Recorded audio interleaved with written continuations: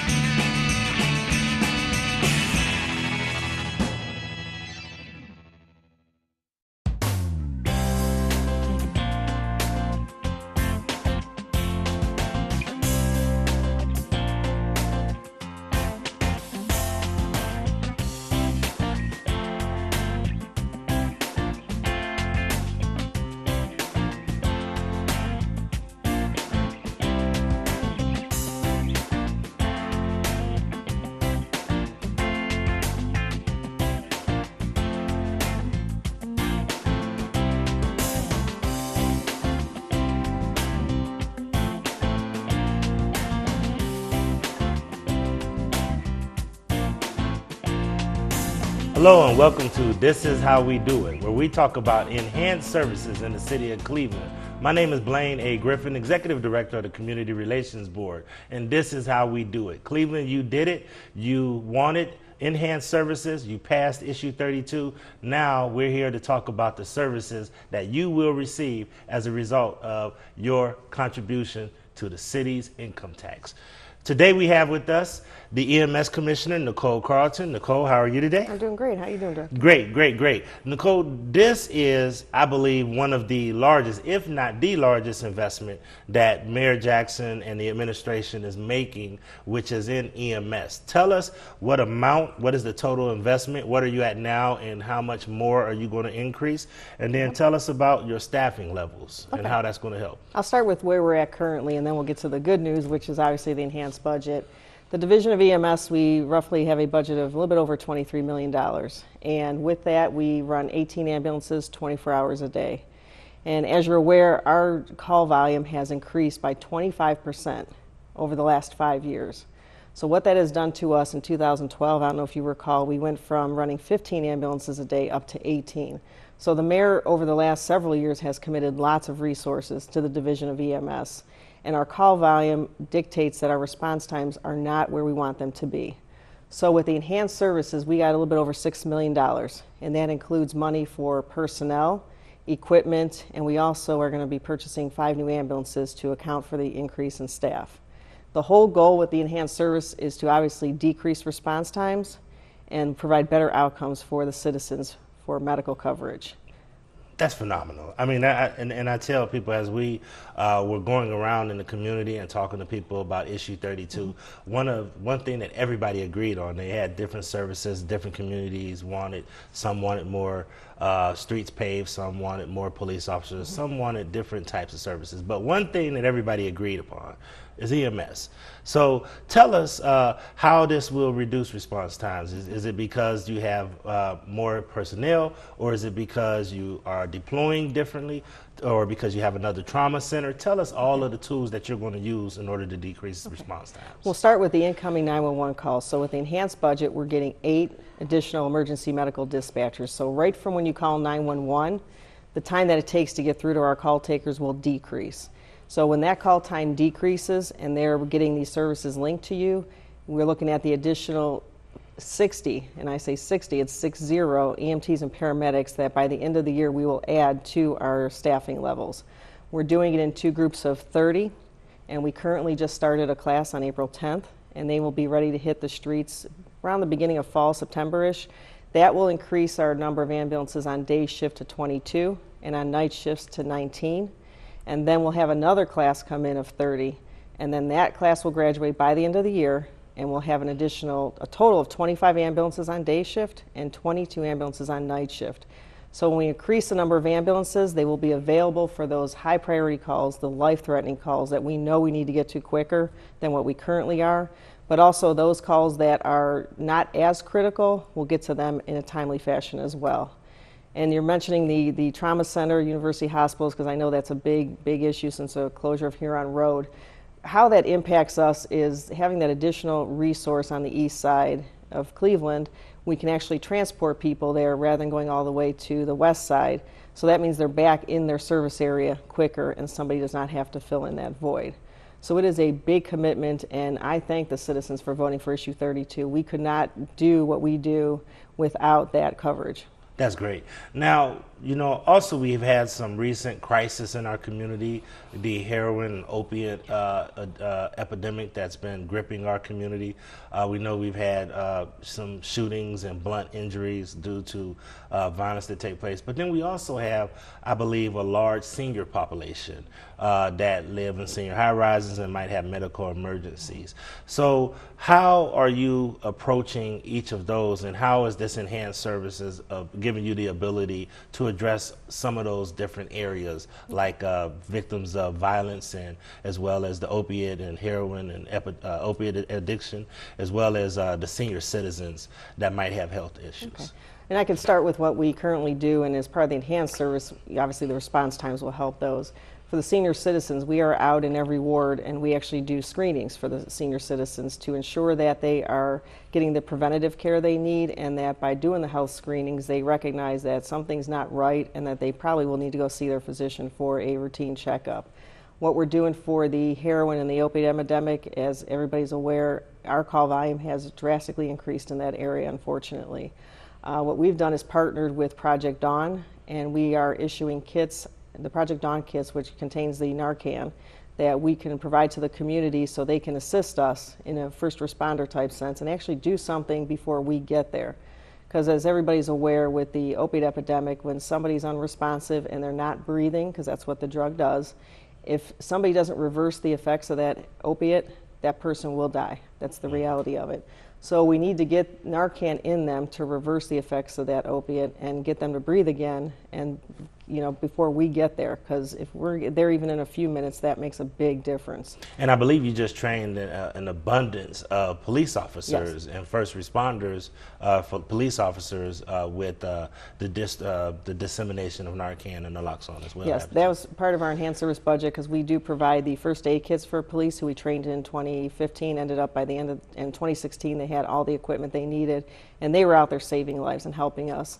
But this year we just finished up the training for the naloxone, the Narcan for the police officers, and they will be getting those very soon. If not by the time this airs, they will have them on the trucks, on their vehicles. So we are training all the frontline police officers to actually carry the Narcan.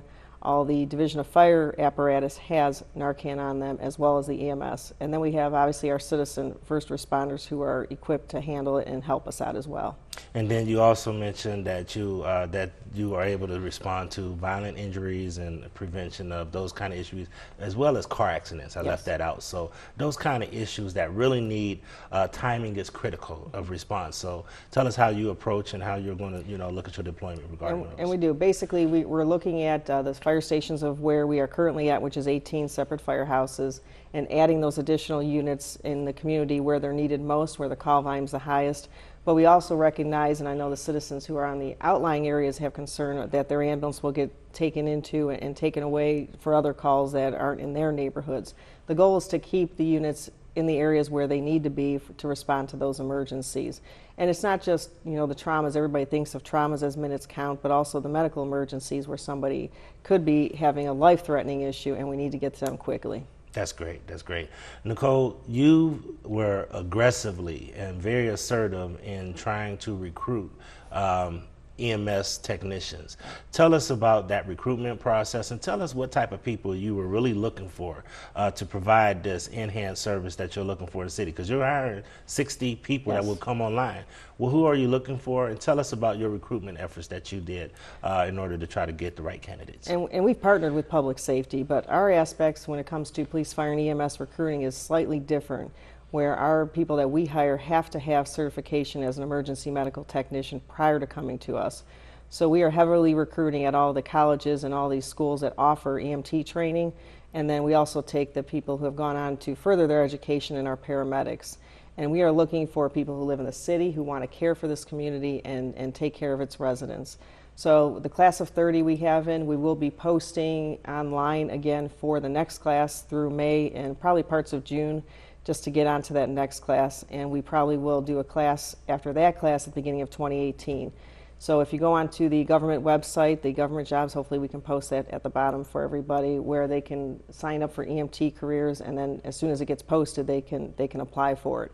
However, with the EMT training, you can get it. There's lots of community colleges. Tri-C Metro has a course that they offer. It's one semester to get the EMT. And the Metro campus, there's Lakeland, there's all kinds of different schools that actually offer the EMT. And we are heavily recruiting to get young men and women for this division. And Nicole, I'm going to throw a zinger at you, because I don't think that you got enough kudos. During the Cavs big parade, I sat out there amongst the crowd, and people were anxiously awaiting the parade, and it got very hot. And then all of a sudden, people were passing out. People had children that weren't, that weren't eating or something earlier.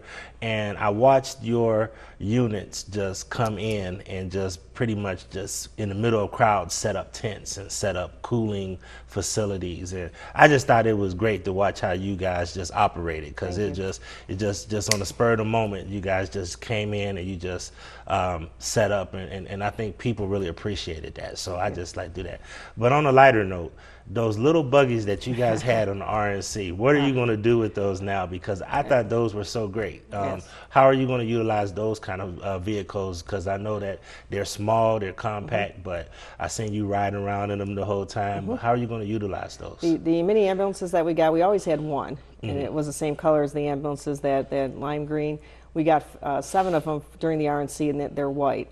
And what we are going to use them for are special events. So you'll see them out in the neighborhoods for any special events when we are providing medical coverage. In the back, it can fit a full-size cot. We can do all our medical care, and then we'll just bring an ambulance in to transport people to the hospital. So they're a great tool to navigate around in the special events and the areas for the city, and that's what we're going to use them for the spring, summer, fall. Whenever there's a special event, you will see them there. That's great. That's great.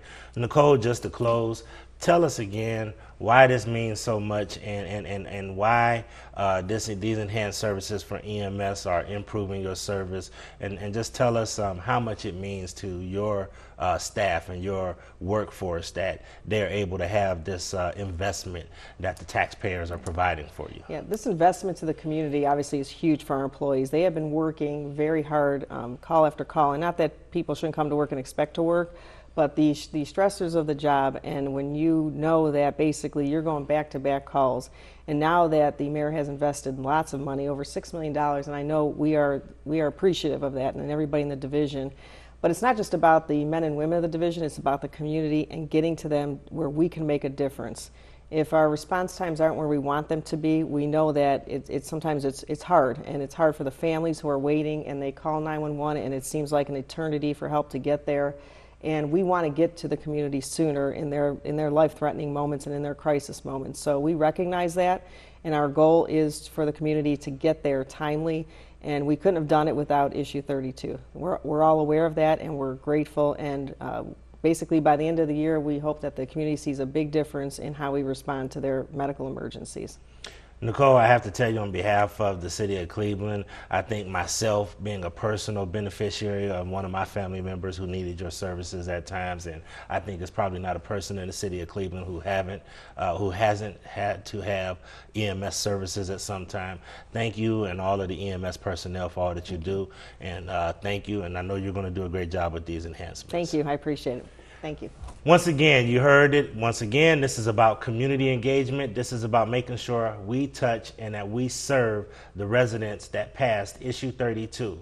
This is how we do it, Cleveland. This was EMS, the EMS personnel, $6 million investment, 60 extra additional personnel, 4 additional ambulances, several other investments in technology in order to make sure that we provide more efficient, quality service to you. Once again, I'm your host, Blaine A. Griffin, Executive Director of the Community Relations Board, and this is how we do it in EMS.